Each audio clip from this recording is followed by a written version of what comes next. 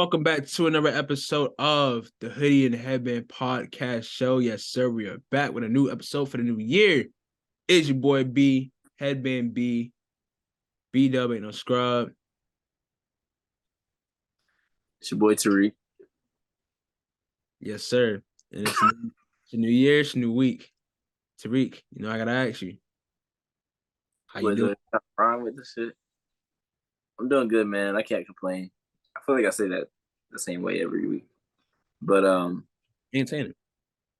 some interesting stuff happened to me today, But Coach T is back. Coach T is back in full effect. Yes, sir. Ski. We got a new team this year. You say you got what? We got a new team this year. Oh, a new team. I thought you said got a YouTube. I thought y'all was documenting things. Yeah, I was like, hold on, you got a YouTube? That would be tough. But no, Coach T came to what's the word? The R word.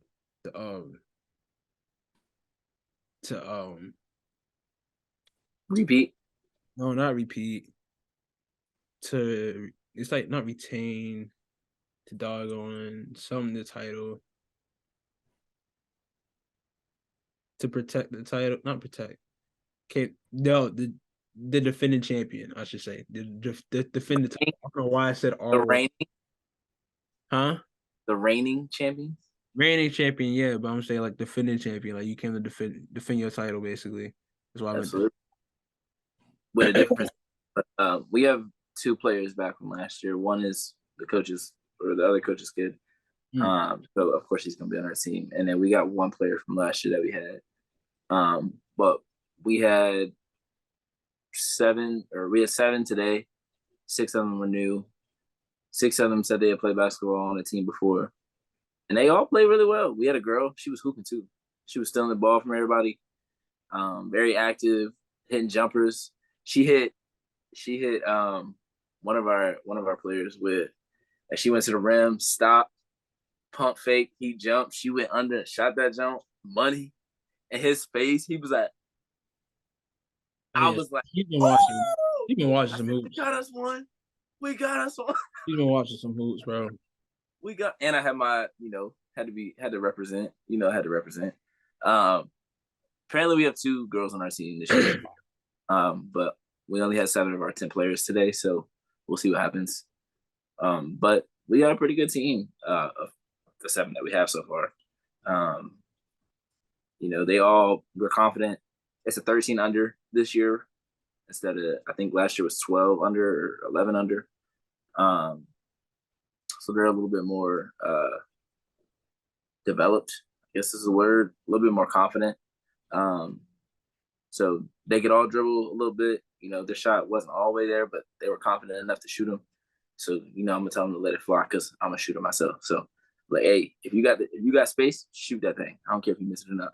Shoot it with confidence. When it goes in, you're going to have a big smile on your face. I think everybody scored when we ran our scrimmage. But, yeah, man, it's really fun coaching, especially coaching kids and just watching them get better from practice to practice, game to game. Last year was a ton of fun from, like, first practice where we had a bunch of kids that were nervous, didn't really want to dribble the ball, just passed every time they got it. By the end of the season, they was dribbling the ball up, trying to do dribble moves, shooting the ball in the game. So this year it seems like we have more confident kids. So that'll be good for when we get to games and stuff like that. I think we have one more practice before we have our first game. So work on some different things. But other than that, can't complain, man. Can't complain. How about you, bro? Man, I'm good, man. Feeling great, man. My birthday was Monday, as many of you know. Yes, sir. Big 2-5. 2-5. What's the list I said? I don't know. I was lit as hell when I typed this up. Alyssa Thomas, Mikal Bridges. Hold on. I'm gonna read it. I said Mikal Bridges on the Suns, Jason Giambi, Reggie Bush on the Saints, Vince Giambi on the Sixers, Alyssa Thomas, 2-5. I looked up. There's like a list of players. It was like the best player to wear whatever number. And for 25, whenever this list was made, for 25, it was Vince Carter on the Mavericks. Mm-hmm. I was like, it's Cardinal Mass here. But there's others. But yeah, no, I had a great birthday. Can't complain. I was like, I'm staying. And then like last minute, I was like, I'm gonna go out. So I went out, hung out with the boys, whatever, had a good time. Then got surprised by my friends. Shout out to my friends, my brother, my shorty. They all put everything together. Boy, oof. Um, but yeah, man, I felt very loved this past week. Appreciate everybody and their efforts in making the day special. Got some good gifts. Yeah, it just feels good, man. 25 feels right. Feels good. So thank God for letting me see another year. Looking forward to see what happens this year. I know last year was a cool year for me, got to do certain things, but we're gonna build on those in 2024. So just can't wait to see how that looks like, see what we accomplish this year and all that. But other than that though, man, I'm good. I'm back to work. Got a lot of things. You know me, I stay busy, bro. Busy bee. Oh, had a good hoop session on my birthday too. That's another thing. Started off the year right. Shout out to my boy Hassan, friend of the show. Um, one of my better friends I have for real. But he hit me up. He was like, "Bro, you want to hoop in the morning? A birthday sesh?" I'm sitting there like, I'm about to go out. This means I can't wild out if I'm trying to hoop 7 in the morning. He said 8. He said 7. He said 8:30, 9 o'clock. I was like, all right. So that means I gotta get up at like 7. I set like 3 alarms so I can get up. And this guy don't want to sleep. My boy is like, bro, we gotta wake us on and get us on. Anyways, had a good hoop sesh. I ain't post all the highlights, but I posted the main highlight, which was hitting the game winner, Hassan's face, because he the one I brought it up. I wouldn't post it if he didn't bring it up, but he brought it up, so I had to put it in a little birthday dump. But let's get into it, man. We got a good show for y'all. Appreciate y'all for tuning into the past couple of episodes. Our not recap, our preview of the USC UCLA game, which we're about to get into now. And just overall, man, thank you guys for tuning in with us and supporting us throughout the past couple of years.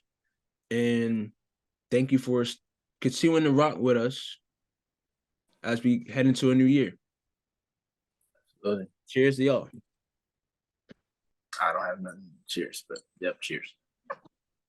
Anyways, man, like we mentioned, like we talked about, we had a battle of LA in terms of women's basketball. It was a good game too. You had UCLA against USC. UCLA took the dub. Okay, college Charleston, I see you.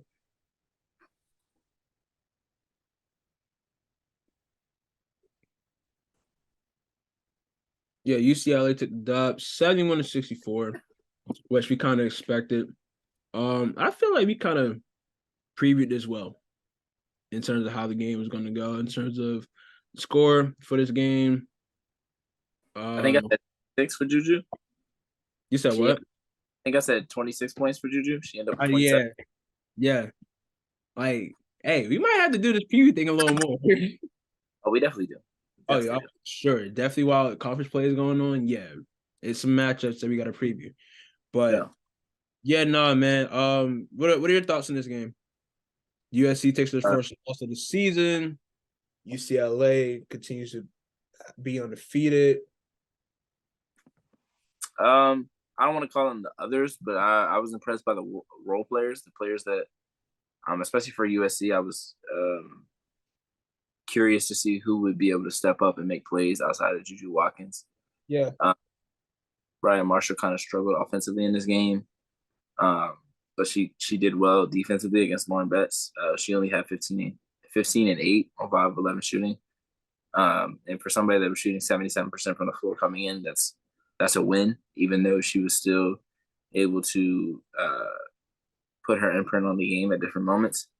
But Mackenzie Forbes was tremendous. I mean, she had 23 points, hit some big threes, hit one over Lauren Betts in the corner. And then for USC or UCLA, sorry, London Jones was huge. I mean, she had 5 threes, was 8 of 12, had 21 points, 7 boards. I want to say she's 5'4", so for her to get 7 boards, that's just showing how hungry, how much effort she's playing with, how much energy she's playing with. AKA Taraji Heat Pinson, if you don't know. Yeah. And for honestly, she was the only player that really shot well. I mean, Lauren Betts went 5 of 11, so that's not bad. But she's the only player that really shot well for UCLA. And for USC, Mackenzie Forbes was 8 of 18. That's probably the best out of the players that shot a good volume of shots. So really, it was good defense on both sides. UCLA's defense, Charisma Osborne did a really good job on Juju Watkins. Juju Watkins did a good job of, staying aggressive, getting to the free throw line. How many free throws did she shoot? She shot 12 free throws, made 11, had 11 rebounds. So she was finding other ways to be effective. She had 2 steals, 3 blocks. But I was really impressed with Charisma Osborne. She really took the role of just being that defensive stopper and that player that was gonna be a pest and just run with Juju Watkins everywhere she was. And Juju still ended up with 26 points, but it took her 24 shots and 12 free throws to get those 26 points. So, or 27 points. So, you'll take that, especially if you hold USC as a whole to 64. UCLA, their players didn't shoot the ball exceptionally well, but they were able to make shots that they needed to make. Both teams shot under 40%. So I would expect later on in the season, the offensive flow is probably better. But I think both defenses really showed, or both teams really showed how elite they can be defensively. And we've seen it from UCLA. We've seen them really turn up their defense and get stops and get out in transition and make plays and really put games away that way. And we've seen it with USC, but to a lesser degree because of the talent they were playing. So to see this from both sides was really good. I think some people might have thought the USC was going to get blown out because they hadn't played a ton of talent yet. But I think if you watched last year, or if you even seen anything from last year, they were a very good defensive team, one of the best in the country. Mm-hmm. You add Juju Watkins, naturally they're going to be better. Yeah. How much better, we still don't know yet, but they're still a top 15 to 20 team in the country. And it's going to be hard for them to get out of conference play with less than 3 or 4 losses. But that is not going to take away from how talented of a team they are, because the Pac-12 is just that loaded. And the same for UCLA. I would be shocked if they got through Pac-12 play without a loss, at least one. I think I end up losing maybe 2, just because of how stacked and how. I mean, there's no break. I mean, you're playing twice a week, and almost every game you're playing is top talent, and you're one of the best teams in the country. So even if there's a team that doesn't have a ton of talent, they're going to come and give you their best game every time they step on the floor, because you're their tournament game. Yeah. They know they're not the NCAA tournament. So what they can do against you is going to be what they can either show themselves. They can show to maybe if they get into a transfer portal, or if they want to go play overseas or pro. Those are the types of games that some players are looking at. Hey, if I really show out in this game, this will get my name out there. This will get me more attention, all kinds of different things. So I'll be shocked if these 2 teams don't end up still top 10, top 15 by the end of the season. But it's going to be a lot of fun to watch because both teams are really good. Yeah, man. I think I think USC having a strong start to the season that they did helps them out in terms of making the tournament. Because teams start losing a while, whatever. I mean, I'm not saying they're gonna lose a lot, but I mean, I think they should make the tournament in terms of things that come out. As Which long as they would have to have a really bad conference play to not make it at this point. I mean, at this point, yeah. And which I know that wasn't a thing to really worry about in terms of them because, like you said, they are one of the better defensive teams. They're a well-coached team, and they have a National Player of the Year candidate in Juju Watkins leading that squad. And yeah, but like we mentioned, this game went the way we thought it was gonna go. Judy didn't get 30, but she got close to it, and it wasn't an easy 27. She got either. Like UCLA really made it hard for Juju to get anything. I mean, I know it was a couple bad misses she had, a couple air balls here and there that I took note of, but that was all because like the good defense that UCLA was putting on her and really limiting her, really making her pass the ball, really making her make other decisions rather than her being able to play like her game the way she's used to.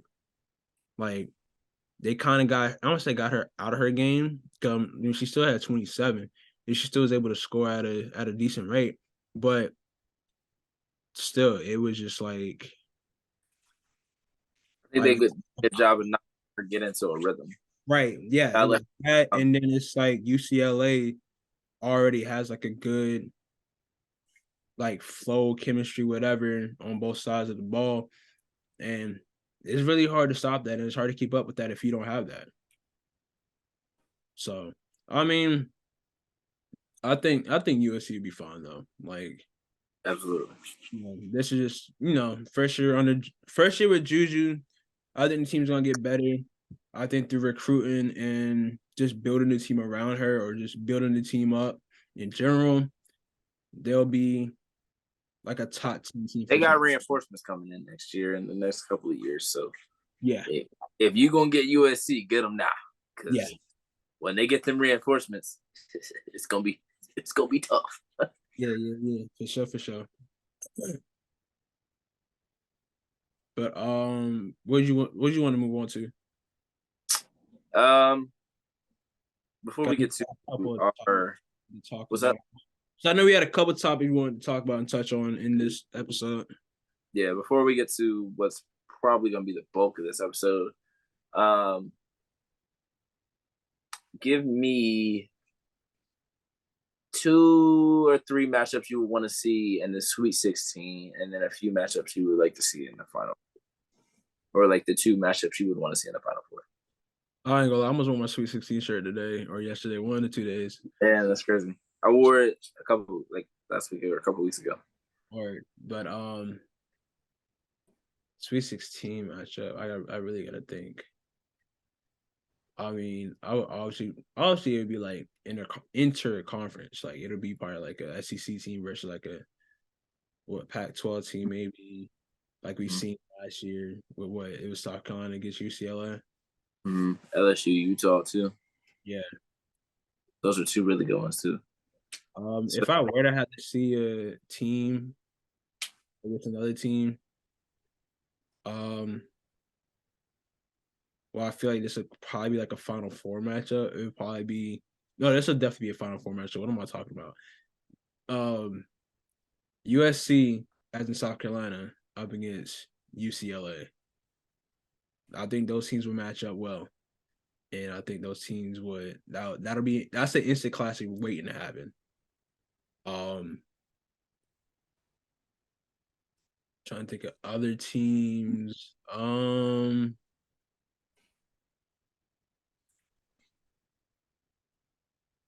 and I kind of want to say Notre Dame, but Notre Dame got to get healthy first. And I hate to say that about Notre Dame, but they, it's just health has been on their side. They're still without Olivia Miles. They're still without Sonia Citron too, right? Yep. Without Sonia Citron. Maddie Westfield didn't finish the game tonight either, so we'll see what her timetable, if she was injured or if it was just a precaution. Yeah. I would love to see maybe a Iowa and UConn rematch in terms of like Paige versus Caitlin again. Just because of just certain conversations that have happened the past couple of days. I'm sorry, but we'll get into that a little later. Man, who else you got that I think can make it that far?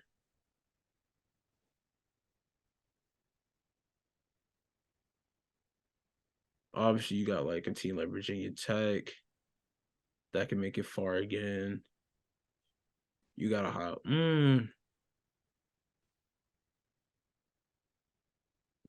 don't know. Ohio State sounds good on paper, but I don't know. I just gotta. I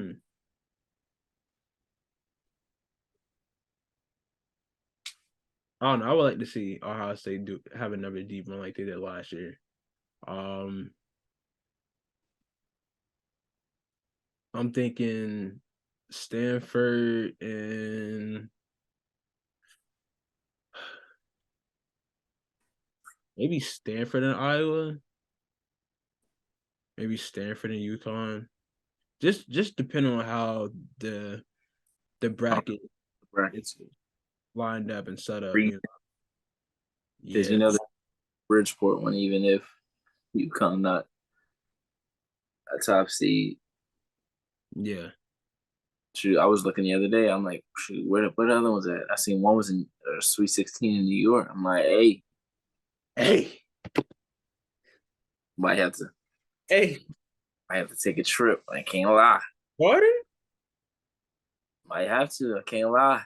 I think it's at Albany. Oh, So Albany. Hey. Yeah, it ain't New York, but it's New York. It's like that because they gave us Sweet 16 in the Garden for the men's.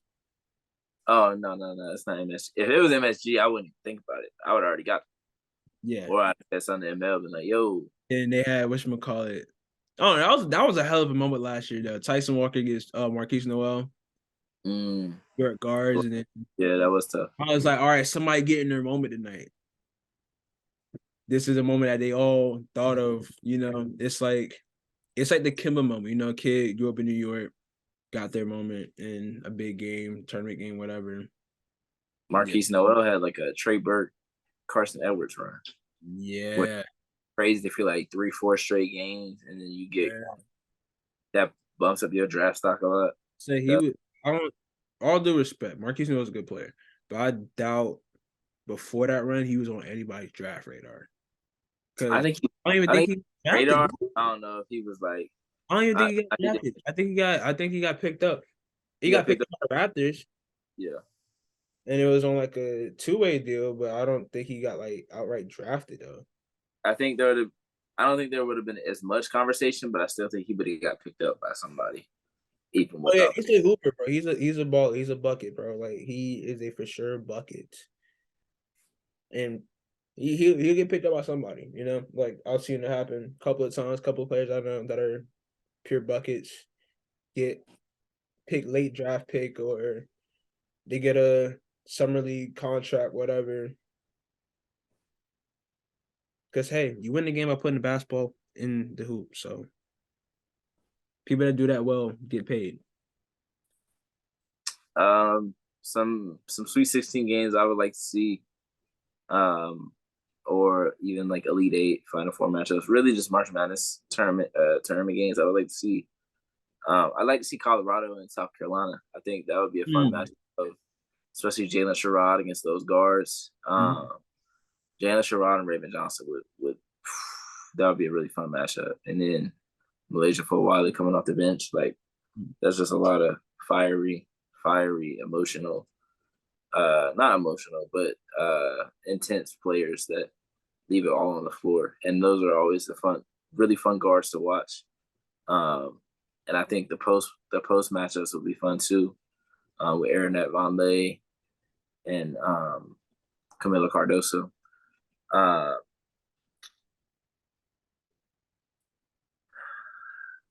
It's hard to put Texas in there now without Rory Harmon. Yeah, that's one thing I was thinking about too.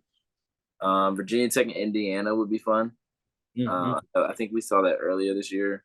I could be wrong. No, Indiana played Stanford.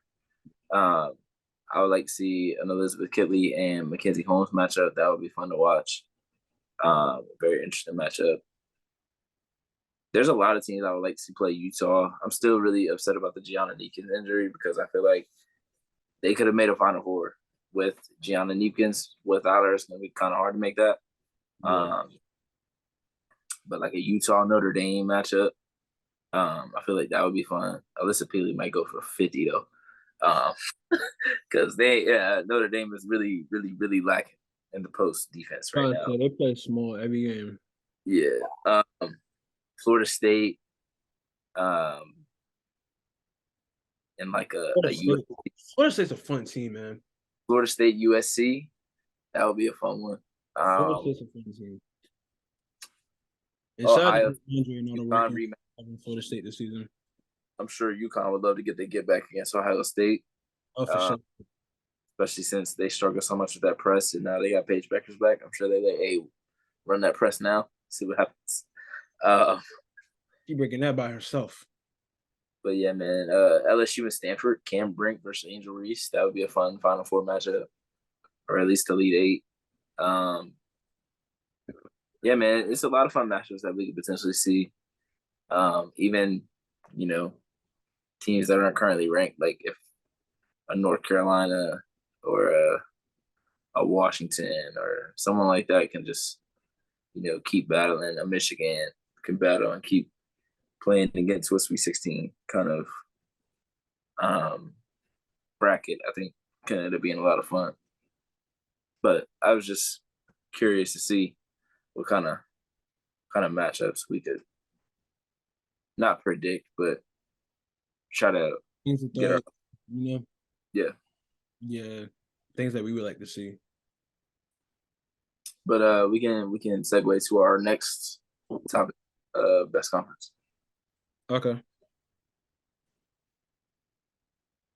So, how do you want to go about it? You want me to lay out the teams, and then we go from there and talk about specific conferences, or do you just want to talk about the teams and then we, both of us give who we think the best conference is? All right, so I feel like we can just go through each conference and then see what teams and what each team in each conference has done, or like each of the notable teams in each conference has done.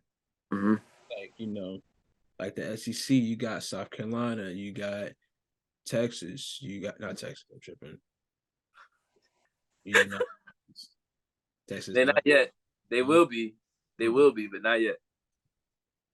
But you got got South Carolina. Mm-hmm. Kentucky. Mm-hmm. You got LSU. Mm-hmm. You got Georgia. Mm-hmm. Florida. Mm-hmm. You got Missouri. Mm-hmm.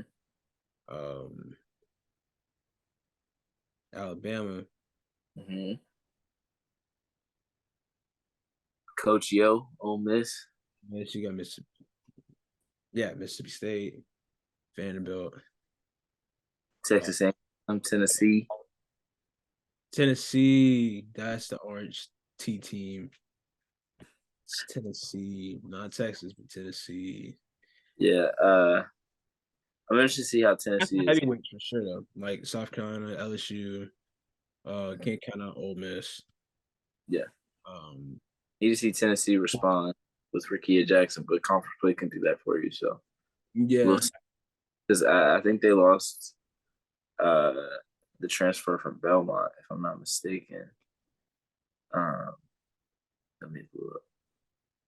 You can keep talking though. Who we got on the? Oh, you got the ACC. You got North Carolina, North Carolina State, Virginia Tech, Florida State. I think that's solid right there. ACC is probably Notre Dame, Hughes,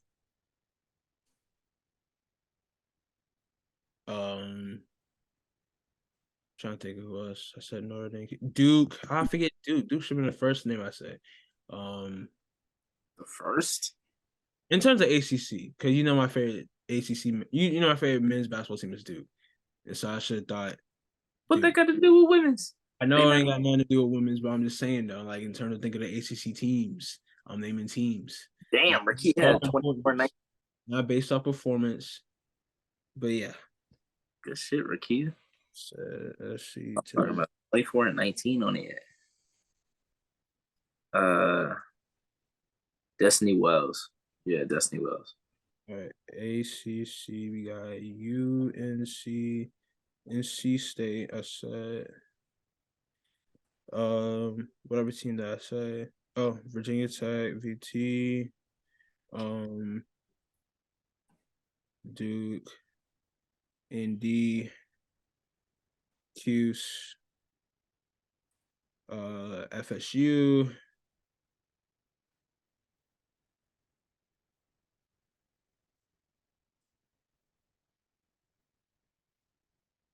FSU. What other teams in the ACC? ACC. We got Clemson, but no. Clemson's up there.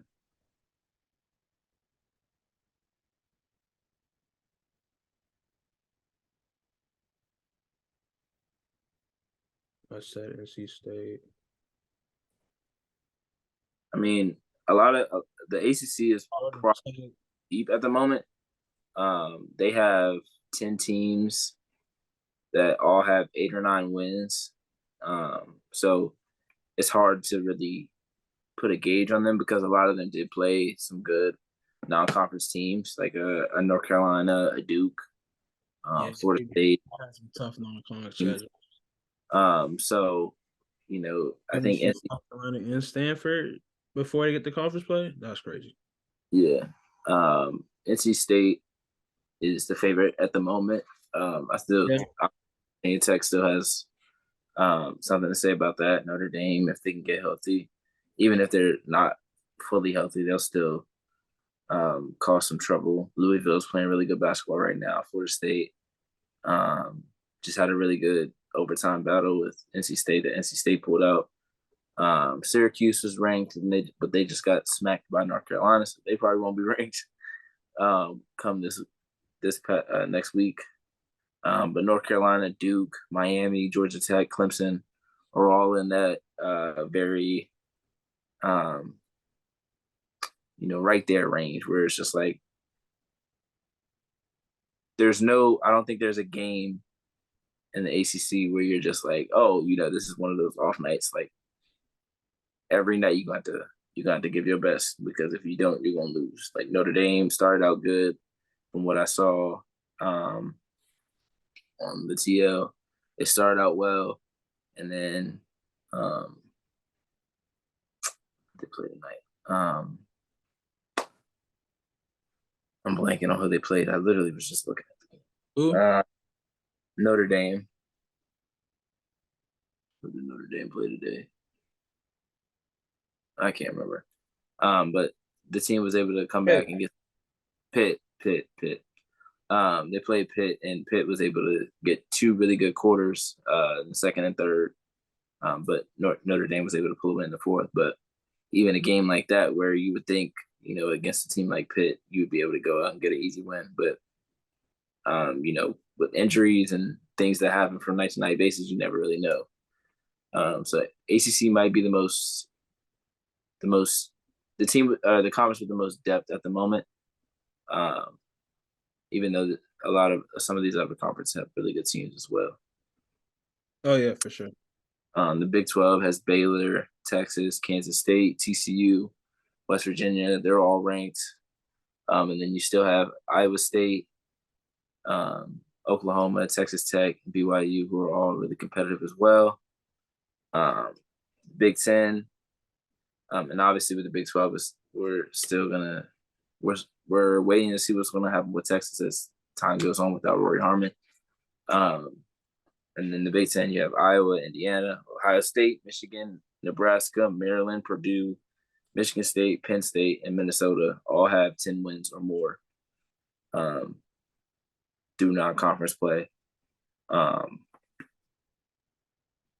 I think the top four-ish teams, there's a bit of a gap, but it's not a huge gap between the rest of the teams. Yeah. Still waiting for Minnesota to get one of the big wins in conference. They beat Penn State. I'm still waiting for them to get a win over Iowa, Indiana, Ohio State, and Michigan.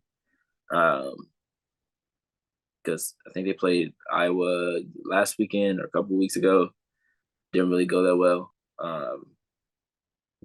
So still waiting on them to get one of those wins. As we mentioned all season, the Pac-12, UCLA, Colorado, Stanford, USC, Utah, Oregon State, Washington, Arizona, Washington State, and Cal, all playing really good basketball right now. Washington is undefeated, I think. Oregon State is undefeated.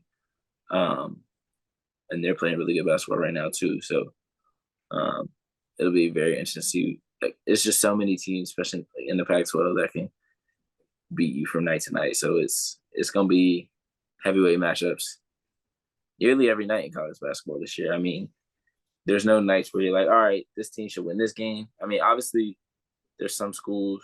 I mean, like in South Carolina, where it's like 9 times out of 10 they're gonna win this game. But even this year, like, they don't. It's not the same South Carolina team. As talented as this team is, it's not the same South Carolina teams from years past where it just feels like they're gonna overpower everybody. Now, they still have the ability to do that, and I'm not surprised when they do that. But I don't think they'll do it as easily as they have in years past, where they've had dominant post players like Aaliyah Boston and Asia Wilson in the past. But I still think it's a pretty good possibility, especially if they get by LSU. If they beat LSU, they have about a 90% chance of going undefeated in conference play. Yeah. Because I think, honestly, the SEC, like, they have some good teams, but I don't know. It's weird. The SEC is hard to gauge because I feel like when they play each other, they look differently, but when they play other teams, they put their imprints on those games and they end up, just mucking up the game a little bit, and they end up winning those games or making it really tough for teams to win. So it's a hard choice out of the conferences. It's really like who's the most deep, who has the best teams. Because obviously the SEC has the best team. They have 2 heavyweights, but Pac-12 has maybe 4 or 5. I mean, yeah. So, but who would you say is the best conference? If I had to pick, I don't know, man. Like you mentioned, as I'm thinking about it, man, the amount of teams we listed off for the ACC is a lot. And while I'm thinking about it, the ACC is one of the better basketball conferences in general. They produce a lot of talent. They have a lot of talent there. You have got talent at SEC too, though. Pac-12 has really been a dominant conference this season. So, if I were to choose, I might say the Pac-12. It would have to be between Pac-12 or ACC. I would probably lean more towards the Pac-12 because, let me see the AP top 25.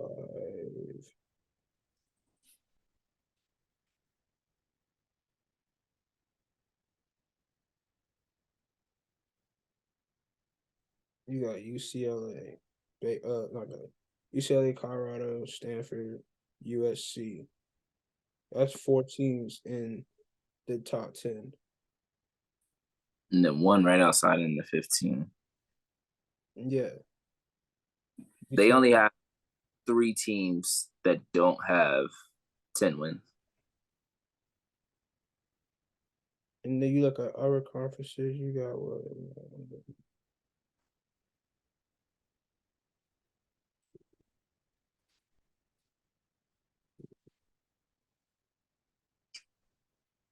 You got 4 for ACC.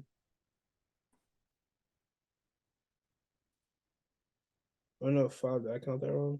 1, 2,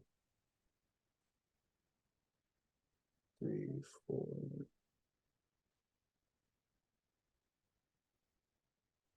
Oh, 6 for ACC. Excuse But me. they have 6. Excuse me. Yeah. Well, hey. Hey, that being said, it just might be the ACC. But I don't know, it'll be between ACC and the Pac-12 for me. All right, so I ask you this. Since those are the two that you're trying to differentiate, Yeah. we'll put a couple head-to-head matchups and we'll try to differentiate it that way. So Okay. if NC State and UCLA were to play, who do you think wins that game? You said a who and UCLA?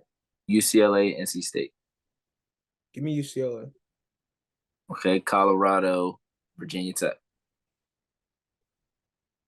I don't want to count out Colorado, but I also don't want to count out Virginia Tech.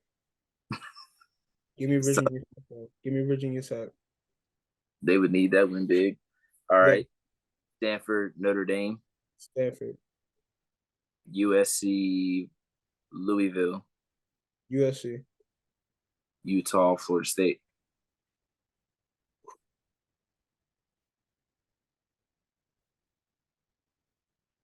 I kind of want to go Florida State here. Ooh.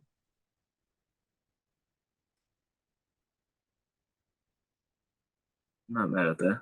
Oh, Utah's tough, but Florida State ain't no slouch, and they showing that this season. I agree. Um, And we assume these are on neutral courts. I don't want to. yeah, these are all played in. But yeah. These all played in South Dakota.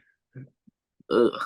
I mean, sorry to any South Dakotans that might watch it. I didn't mean to say it like that. All right. These are played in the Bahamas. How about that? Sure, sure. All right. Played in I feel like never mind. All right, so you pick Florida State now? I picked Florida State, yeah. Okay. For like a, I don't know, I won't say upset pick, but Oregon State, Syracuse. Oregon State. Okay, so I'm gonna be mad if that ended up 3-3. You picked USC or UCLA, Stanford. I picked UCLA, Stanford, USC. I Oregon, picked Oregon State. and then you went Virginia Tech, Louisville. or no, Virginia Tech, Florida State. So Florida State. 4-2. Yeah. You went 4-2. So you picked 4 Pac-12 teams over 2, or 4 Pac-12 teams out of the 6 matchups. Because I feel like if we were to do that with like Big 10, Big 12, I feel like that would be cool. Ooh, Baylor and Iowa. Them Iowa guards. I mean, them Baylor guards. Hey, man.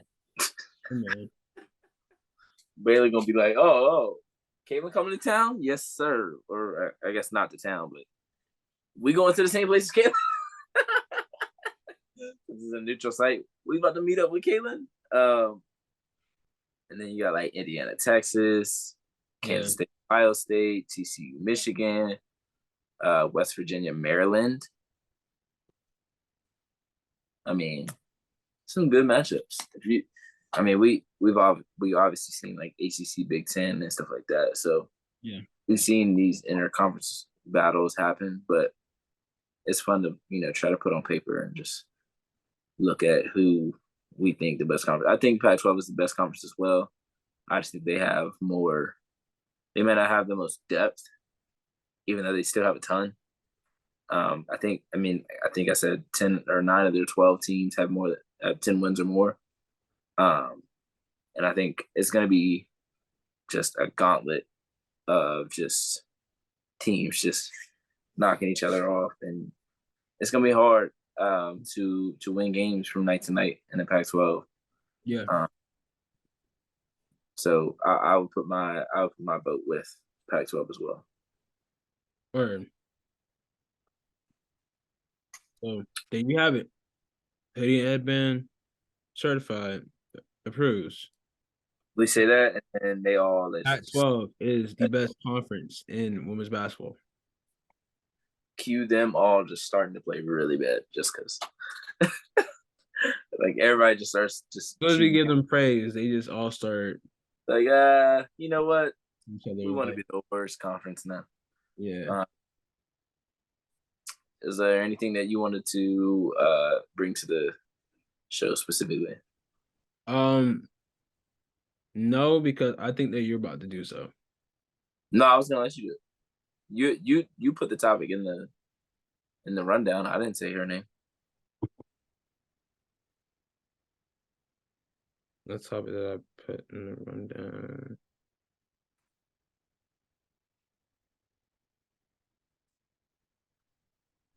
I mean, sure, we could talk about Caitlin.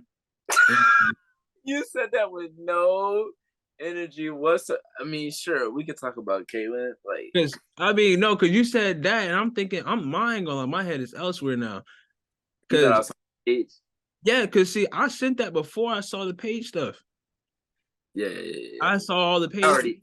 I had Paige down before that. Okay, but yeah, no, I mean, hey, we could talk briefly about it. Like, Caitlin put the team on her back, did what she had to do to take care of business, and hit the shot to win the game against Michigan State. Tough Didn't game. she had the same kind of shot? Who was it? Indiana last year? She did that against. Maybe, yeah. Like caught the ball, sidestep, ball into the left. I'm like, might not have been the same spot, but I feel it was the same kind of shot against. Was it Indiana? Maybe it was. I don't Michigan? know. But I know one thing for sure, two things for certain. Caitlin Clark is one of the ones. I mean, people could talk about her inefficiency, whatever. Yeah, she took 34 shots to get 41, but I don't care. If she don't take them 34 shots, they're not winning that game. Let's put it plainly. I mean, I don't know. There's a lot of conversation. I didn't see a lot of the conversation. I know Bailey brought it to our attention because he saw it and he made a thread about it. But I don't know. People just don't know ball. People just talking out their ass. Excuse my language. People just talking outside of that, talking crazy. Too opinionated. But what's new? Oh, it was a fall away to the right. She caught it off down. She caught off the inbound coming this way. Yeah. Caught, let her thing fly like fade away type shot. But it was against Indiana, but it was at Iowa. Okay. For some reason, I thought it was at Indiana. Wait, no. This is a good game, man. Whatchamacallit? Michigan State started off the game pretty well. Started on an 8-0 run, and then Iowa started. I mean, and then Iowa woke up and went on with like a 12-0 run or something like that. And yeah, like the intensity was there. I mean, it's conference play. Of course, the intensity gonna be there. But Michigan State really played well in Iowa. Made Caitlin really earn the points. I mean, obviously every team is going to, but it just like defense locked in more on her and made her pass the ball up a little bit more slightly. Because like she did get off 34 shots. So yeah. It's like just you can get she wasn't making it's just she wasn't this wasn't Caitlin's most efficient game by any means, but yeah. She did what she had to do to win. I feel like we're gonna see a lot of those this year though. Yeah. Because of the personnel that's around her and the way that she has to, I don't want to say carry, but the way that she's a system in a way that you don't typically see in college basketball. So she creates so much gravity, and she has to do that. If she's not shooting the ball, then I'm not gonna say, I don't want to say teams are gonna back up, but teams aren't going to be as worried as they should be. If she comes down and she shoots with even just a hint of space, then teams are gonna feel like they have to inch closer and closer and closer. teams are gonna, or help defense is gonna have to feel like they have to get closer and closer and closer. So that leads to open shots for her teammates, and allows for them to be able to make plays.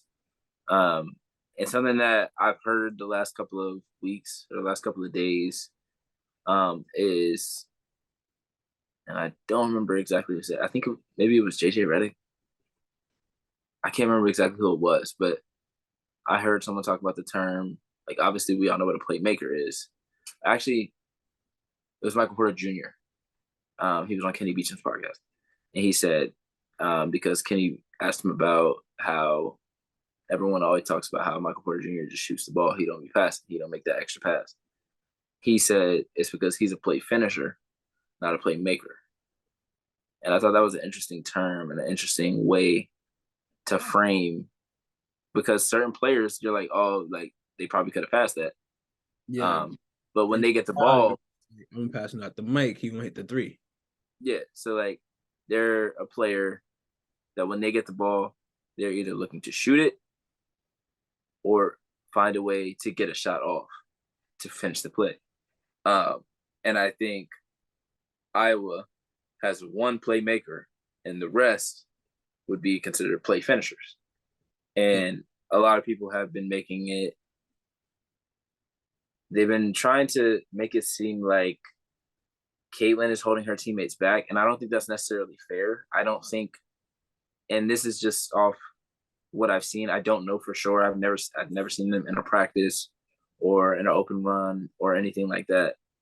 But I don't think any of the players that are on that Iowa roster outside of Caitlin Clark have the capabilities to really consistently play make for others. Not saying that they can't, but to do it 10, 15, 20, 25 times a game, I don't see them having the team. And I think if you have Caitlin Clark on your team, especially in a college setting, it's hard to be like, yeah, let's take the ball out of her hands, because why would you?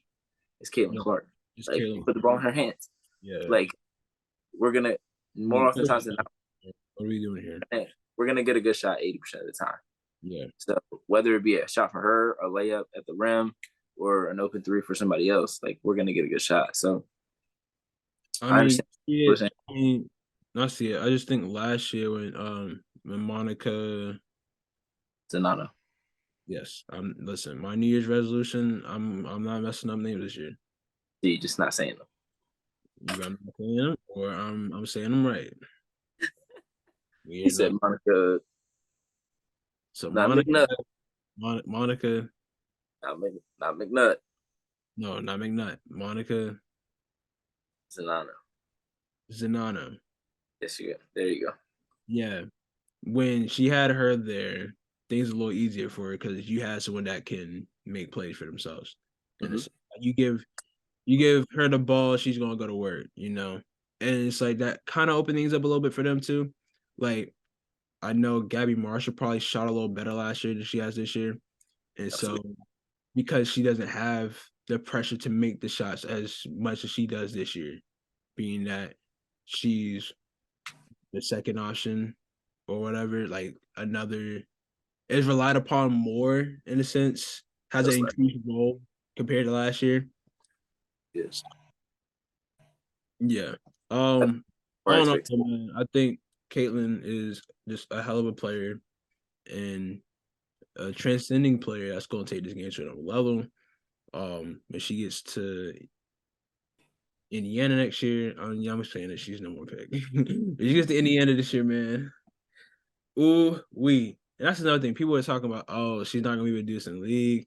She's not gonna be able to. I'm like, bro, you realize she's on a fever? Aaliyah Boston, Melissa Smith, Kelsey Mitchell, Lexi Hall. You add her to the mix.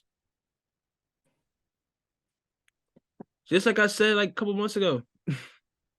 Or maybe last month. I don't know. Whenever I said it about the Indiana Fever with Caitlin Clark being there.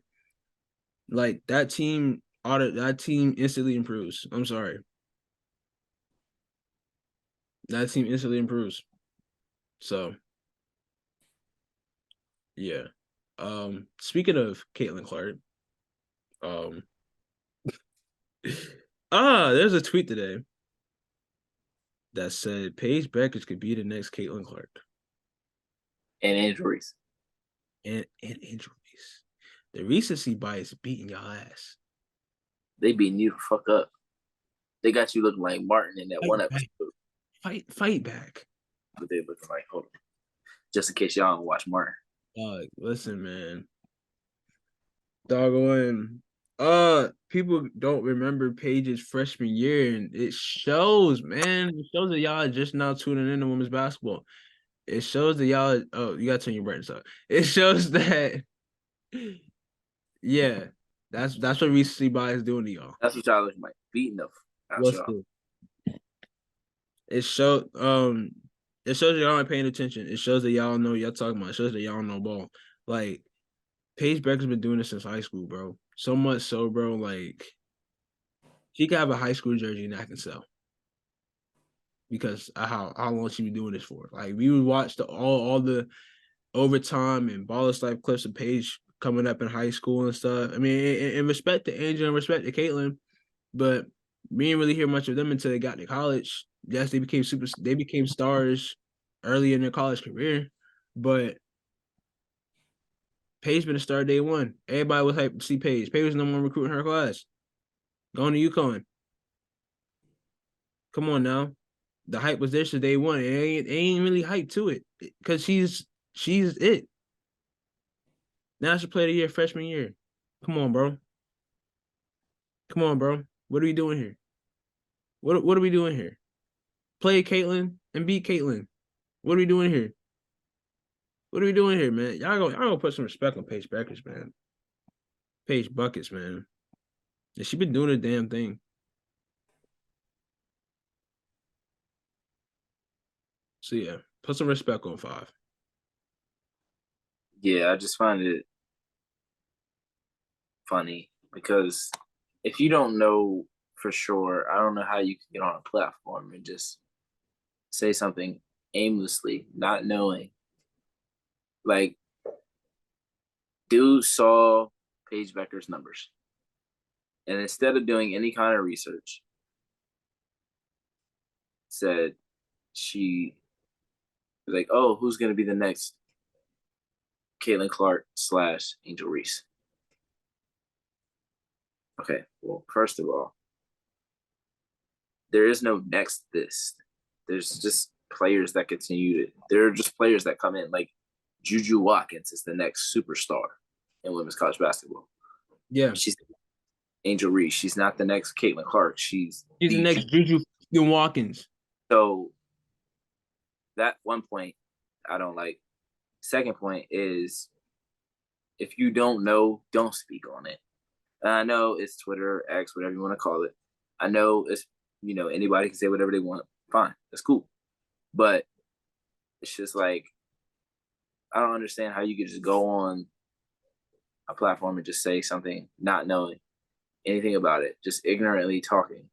And then when people say something, you're just like, oh, well, I'm in NIL. Well, when Paige took her team to the national championship, she was the most followed college athlete, most followed in the Final Four. And I want to say that was the year of Jalen Suggs. That was the year of UCLA too. Yeah, there was a ton of teams, ton of high profile players that were in there. She's been getting NIL deals. She's got NIL deals with StockX, Nike, Gatorade. The list goes. So I don't understand what bro's point was. She won an ESPY. She won an ESPY for most breakout college athlete, and use her platform to uplift Black women. Yeah, we rocking with Paige till the wheels fall off, and the wheels ain't falling off no time soon. My nigga, you gotta get a new line, bro. That's mine. I'm sorry. No, I'm rocking with it. I'm rocking with it till the wheels fall off, and it ain't happening no time soon. Oh my gosh. My man has said that like 4 times in the last week, bro. It gotta stick somehow. This is my first time saying it on camera. I don't think it is though. No, because I said it about Halliburton before the show. Oh, you did. I said it, and then I tweeted it, and then I said it to Bailey, and I'm saying it now. It's the first time I'm saying it on the show. Now I'm not gonna say it every week like he, but That shit used to piss me off, bro. listen, but no, I'm saying this first time on the show. New year, new saying. Rocking till the wheels fall off, and they ain't falling off no time soon. Yeah. My only thing is just talk about what you know, or do the research. Paige Bueckers has been one of the most popular, one of the best players in college basketball since she entered. She literally won National Player of the Year as a freshman. So just aimlessly saying things just makes you look really dumb. Bro, had it not been for injuries, bro, she'd be right up there. She really would be right up there with Caitlyn in terms of all the accolades and stuff, and be one of the more like prolific college athletes we've had. And then some people were arguing against Paige being a superstar because of the injuries like that. In college, I don't think injuries have anything to do with you being a superstar. If you're a superstar and then you get injured, you're still a superstar. Like, she was a superstar before she I started. like the NBA where you just, he just felt like, especially when you come back and you're playing the way that she's playing. And that, I wanted to talk about the way she's playing before this all happened, which I will still talk about. But for people to just say these kinds of things, and this happens far too often. This isn't the first time that I've had to come on here and say something about somebody saying something aimlessly or without actual knowledge of what's going on. Just like people saying, like, without a doubt, Caitlin Clark is the best player that's ever touched that's ever been in women's basketball or college basketball. That is not true either. Like, you can't just aimlessly you can't just throw that out there without saying, hey, I watched these players, this player, this player, this player, this player, and I think blank is better. Exactly. No, they're like, no, Caitlin is the best. Like, let's pump the brakes. Let's pump the brakes. There has been so many talented women's basketball players to come through the NCAA scene. I know who Cheryl Miller is. Nancy Lieberman. Y'all know who? That is a wild. I was not expecting you to say her name, bro. Listen, bro. I'm talking about people that got awards named after them, bro. Like, come on, dog. Like, come on, bro. Come on. Like, y'all know who Lisa Leslie is, bro? I was about to say, name one more. Y'all know who Dawn Staley is, bro? And Drysdale. I think that's a shooting guard award, I think. Y'all know who Dawn Staley. Of course, y'all know who Dawn Staley is. But y'all know who Dawn Staley, the player, is. Y'all know who Maya Moore is, dog. Come on now. I was waiting. I'm like, come on now. Y'all know who Diana Taurasi is, Sue Bird, Candace Parker. I was finna say, you didn't say too many names before you said us. Come on now, put some respect on it. I was getting it. It's a list. It's a list. You should have been the first. The first. You know I rock with Candace. UConn for a little bit, you know, us Tennessee fans. Wasn't rocking. Tennessee fan. That was Tariq something else, man. That man Tariq got a piece of memorabilia from every team damn near. Hey, watch your mouth, bro. I'm a women's basketball fan, bro. I respect it. I respect it. Yes, I'm rocking with Stanford. Y'all know why? Y'all know who played for them? Exactly. Come on now. Y'all know who played for them? Yeah. Who else is there that's out there? You got Asia. Yep. Stewie. Recent Stewie. Stewie what? 4 for 4? You got Sabrina. You got Sabrina. 4 for 4 before when he's even thought of a damn 4 for 4. Literally. Won 100 games straight. Oh, won 100 games straight. Oh man, like you got Sabrina.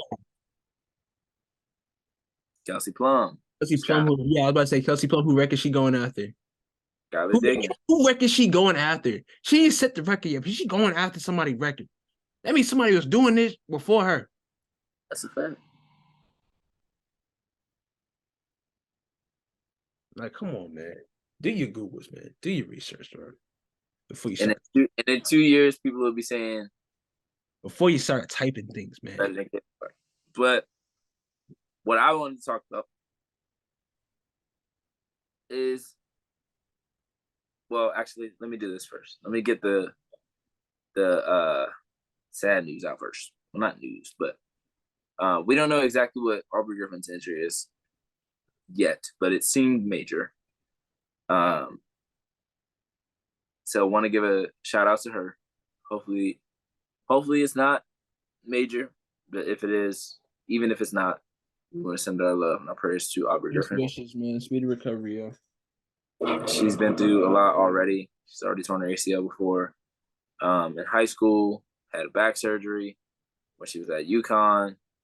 And really, it's just been hard for her to get a full season healthy. And you can say that about a ton of UConn players that have come through the last couple of years. And then Rory Harmon as well. I want to send her some love as well. She tore her ACL in practice about a week ago. And she was playing at a All-American type level, National Player of the Year type level. She was playing really, really good basketball. So that really sucked to watch, or not to watch, but to see her post and, the subsequent, news that she'll be out for the season. And she did say that she will be back next year. So we will be seeing Rory Harmon in a Texas uniform again. But Paige Bueckers is playing incredible basketball right now. And it's been a couple of weeks, so I haven't really been able to let y'all really know what's going on. But she's out here blocking shots like, I don't know. I said Dikembe Mutombo might be even better than that. I don't know who got the most blocks all time in NBA history or WNBA history off the top of the dome, but shoot, the way she been blocking shots. I think it might be Margot Diedick. Yeah. See, I'm not mispronouncing names here. I might have said it wrong too, to be honest. I can't lie. It's either Diedick or Diedick. One of the two. Respect to her. I apologize if I said it wrong. But Paige is playing unreal basketball. And I've always said one of my favorite things about Paige is the fact that she gets her spots. She takes shots that she wants to take. And the efficiency. For a guard that shoots as many perimeter shots as she does, to shoot 55% from the floor, is incredible. She's super underrated on the defensive end. I think her freshman season when she won National Player of the Year, I think that was a very underrated defensive season as well. She averaged 2 steals a game. I think in high school she averaged like 5 or 6 steals a game. Obviously, it's high school, so some people don't take too much into account. But for a player that has that much notoriety and that much fame and that much popularity already, to still lock in on defense the way that she does, and she's really playing the 4 in a lot of lineups right now. And now with Aubrey Griffin being out for, we don't know exactly how long yet, but with her being out, she's gonna have to play probably a little bit more 4. With the way that the lineups have been gelling and the way that they've been playing. So, but yeah, man, she's been playing really well. 66% from the field. Last night against Creighton with 4 steals, 7 assists, and 24 points. 25 against Marquette. It's just incredible to watch her play basketball. She has some plays throughout the games that you're just like, I don't even know what made her think to do that, but I'm glad she did, because some players there are so many players in basketball right now in terms of, and from WNBA to women's college basketball, men's college basketball, NBA. It's just so much talent. I don't think there's ever been this much talent in basketball at one time. I don't care what anybody says. I will line up every single player that I think has crazy talent, and you will not be able to match it. I 100% believe that this is the most talented era of basketball we have ever seen, from WNBA, NBA, women's college basketball, men's college basketball. As a whole, I think this is the most talented. Once you put like all the names in one long list, I don't think any other era is stacking up with it. And it's just fun to watch from night to night. You get to watch. I can go from watching Shea Gilgeous-Alexander or John Morant to watching Juju Watkins or Caitlin Clark or Rakia Jackson or Cameron Brink or Alyssa Pilley or Paige Bueckers or Tahina Pow and Raven Johnson or Breezy Hall or Rob Dillingham and my guy, Hunter Dickinson. My guy, that's my guy, y'all know where he's from. Come on now. Hey, you really got a lot of talented people out there in the men's basketball, inside of men's basketball too.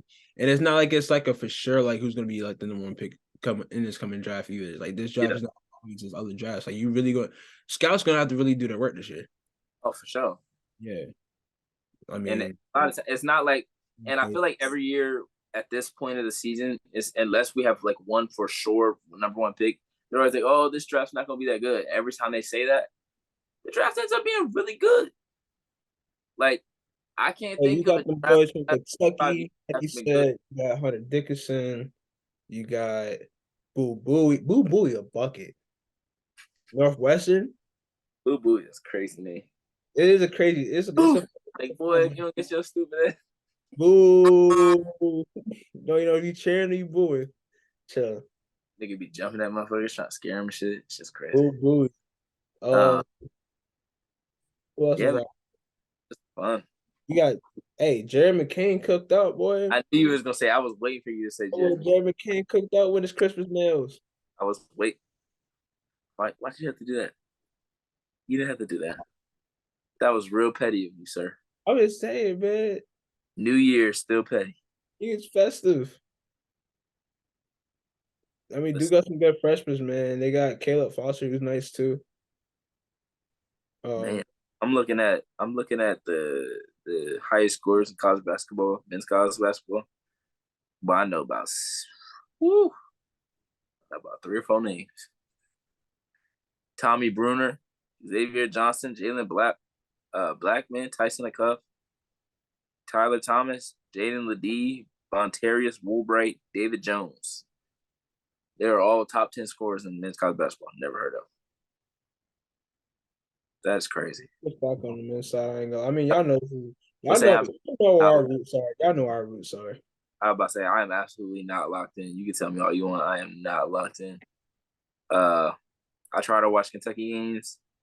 And then if there's nothing else, I don't want to say if there's nothing else on, but if there's no women's college games on and no NBA games on that are of note, I'll try to catch some. But I'm like, bro, like I've caught a couple of games on like Saturdays and stuff, but I don't even know what a big board looks like at this point. With a football season going on, women's college basketball, NBA, it's fourth. It's fourth on the list. It's hard to get to. Yeah. I mean, I peep some of what I can whenever I'm at work. When I'm able to take control of the break room TV. But I know one thing: Kentucky winning that chip, and I don't got no stats or nothing to back it up. Even though I just saw that we're the 4th best team in scoring in the country. So I feel like Reed Shepherd a problem though. Can't score with who? Reed Shepherd. Oh yeah, that boy been one of them ones. DJ, Problem, Rob. That's our version of JJ Redick for real. Yeah, he are JJ Redick. That's exactly who he is. Yeah, Reed Shepherd, aka JJ Redick. That might be a little disrespectful. Let me chill. Oh, that's kind of crazy, sir. Let's say JJ Redick was tough. Let me chill. Oh, come on now. College JJ was different. College JJ is him. All right, I wouldn't go that far. I mean he was on the cover of 2K. College 2K. Nigga, somebody had to be. Okay. Wasn't Illinois? Wasn't the Illinois boys on the cover of a 2K? Maybe D Brown. I feel like it might have been D Brown. I remember Josh Childress was on the cover of one of them joints. That was like 2K4, I think. College hoops. Let's see if you can go through and name the names of who was on. So 2K7 or hold on, 2K3 was Jay Williams. 2K4 or ESPN College Hoops. I can't tell who that is. Josh Childress, Yeah. 2K6. Who's 2K6? Who is that? Oh, Marvin Williams. That's crazy. 2K7, JJ Redick. 2K8 was Greg Oden. I remember Greg Oden. Why do I remember an Illinois jersey on a cover? I don't know why I see like a Luther Head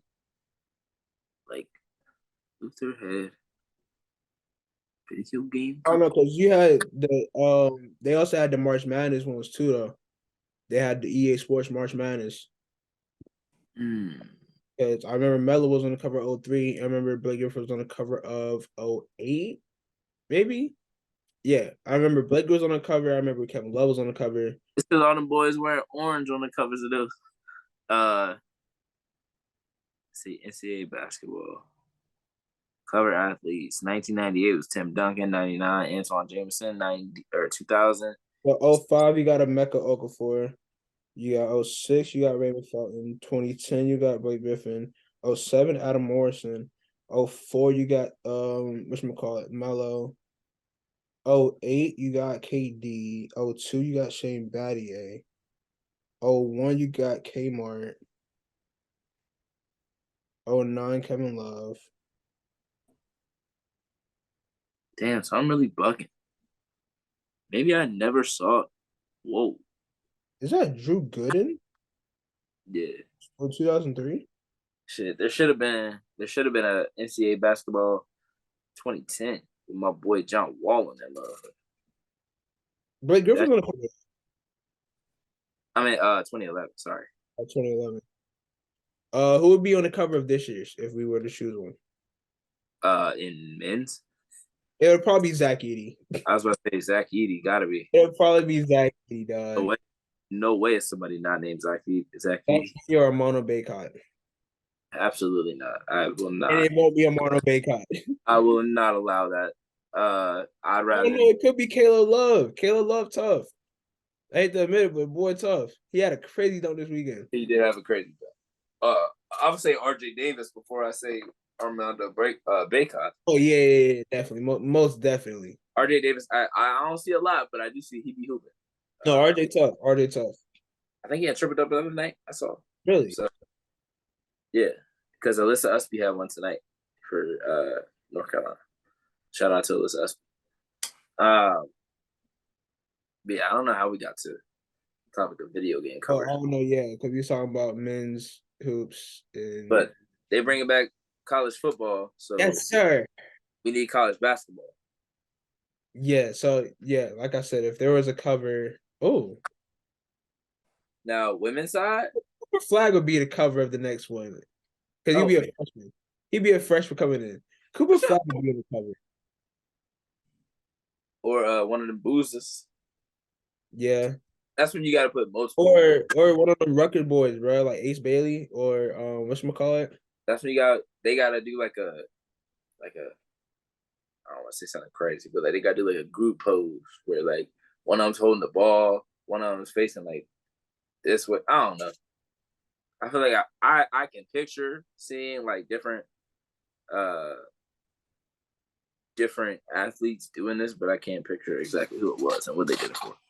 Now, women's college basketball, if they had a cover, you could go Juju, you could go Kaylin, you could go Angel Reese, you could go Paige, Rakia. They'll probably do either Paige, Angel, or Caitlin because those are the three bigger names in the sport. What they should have done is Angel going like this to Caitlin. No, do you see the damn half and half with Caitlin and damn Angel? Yeah, that was crazy. At a year. That was crazy. That was crazy. Jill Biden got to be stopped. You just go blame Jill Biden. Of course, she wanted to invite. I was telling Carolyn about that, bro. I was like, bro, doggone. They wanted to invite both teams to the White House, but you don't do that. Only the winners go. I forgot why we was even on that subject. I'm like, how I even get to talking basketball with her? But yeah, leave up to me to equate to bring anything back to the game of basketball. And one, damn, that's a tough bucket. But shoot, man, if I ain't got anything else to say, you got anything else to say, we can get on out of here. I got one more thing to say. Okay. Because I'm going to be bringing this shit up every week. First off, she's back, motherfuckers. Your time is up. Her time is now. Word to John Cena. All right? Emo Radicon. Oh, I keep waiting for you for that. You said your time is up. Her time is Word life. It's based thugonomics. Real thugonomics.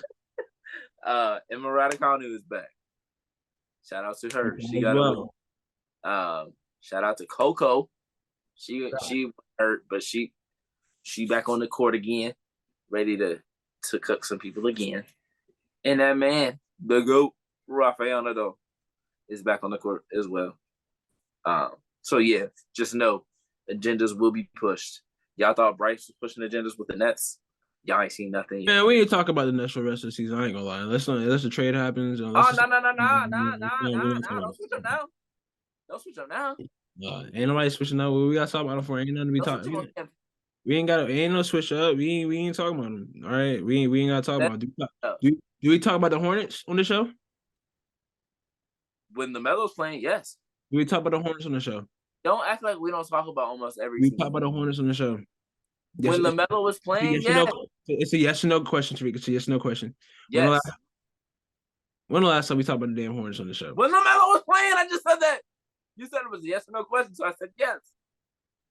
But we barely talk about the Hornets. What that got to do with whether or not we talk about them at all? You said, do we talk about them? So yes, we do. Do we talk about them a lot? No. Do we talk about the Wizards on the show? Do we talk about the Wizards on the show? Absolutely. No, yeah, we do. We talked about Jordan Poole. Don't do that. We have talked about Jordan Poole. Talk about the Trailblazers on the show? I don't know if we talked about them that much this year. But that's because they've had injuries. Because who am I talking about? I'm not talking about Malcolm Brogdon. I'm sorry, I'm not. If Scoot healthy, we can talk about Scoot. Scoot's been playing well, but we ain't doing NBA episodes, so I can't talk about it. Simons was out. Shea and Sharp just came back. They be hurt. I'm not talking about DeAndre ain't not even playing. Do we talk about the Utah Jazz on this show? I talk about Keontae George. We talk about rookies. Yeah, keep playing. Keep trying me. You know. I still had to say we shouldn't be talking about the Brooklyn Nets that much. We should have never been talking about the Brooklyn Nets that much. But it wasn't a problem when y'all was winning some games. It wasn't a problem. Cam Thomas was scoring 40. Now he's scoring 0. Hey, now a certain someone said, hey, let's bring it down a notch, But no, he's our best player. Y'all best player putting up 0 walls coming off the bench? That's crazy, honestly.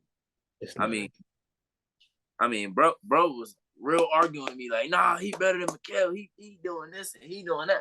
Oh, Cam Thomas? No, I didn't say he was better than Mikal. I'm just saying he played better than Mikal. Yes, you did. You said multiple times. I did not say Cam was better. I did not say Cam was better. I said he's been playing better. So you tell me you never said Cam Thomas was your best player? I'll probably say he's the best player at the moment, but I'm not saying that he's better than Mikal Bridges. If I say Jaime Jaquez is our best player, I'm saying he's better than Bam, Jimmy, and Tyler. Okay, then that's you saying that. That's not me saying that though. That's not what I mean when I say he's the best player. What the fuck? This nigga talking at his ass right now. What the fuck that even mean? Anyways, man, thank y'all for tuning into the first episode of 2024. We'll be back for more. We didn't even preview any of the games this weekend. Hey man, it is what it is. It is, but woo. Damn. Starting off the try to steal your ending. Word for word, bar for bar. Oh man, thank y'all for tuning in. We'll catch y'all next week. Appreciate y'all.